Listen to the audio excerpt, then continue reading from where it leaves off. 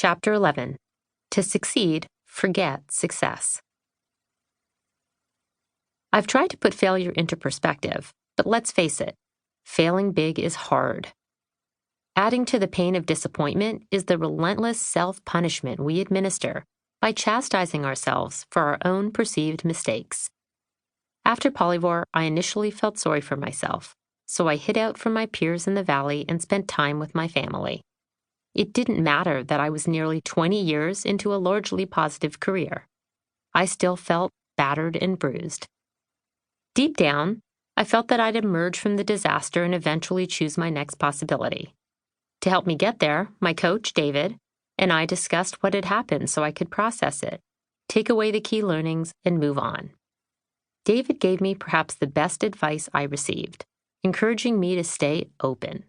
I had succeeded, he noted, in large part because I was an authentic and energizing person who generally saw the world and people as full of possibility.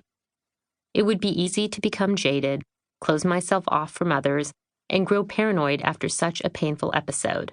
But if I did, I'd diminish my own superpowers. Along with David, my family helped me retain my sense of self amid my career trouble.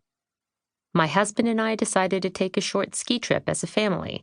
Doing something we loved with each other and our kids for a couple weeks was a much-needed distraction and a way for me to get out of the valley and lick my wounds. Within a month or two, after the initial shock had dissipated, I began to consider what to do next, taking into account what I'd learned. Two distinct paths attracted me: working again as a professional CEO in e-commerce or founding my own company. I loved being in the top job and working in the online shopping category, specifically the lifestyle-oriented subcategory of goods and services, which offered consumers delight and inspiration. I considered joining a larger company where I could leverage my leadership skills to the fullest, where a founder had long ago moved out of the role, and where the financial risk was pretty low.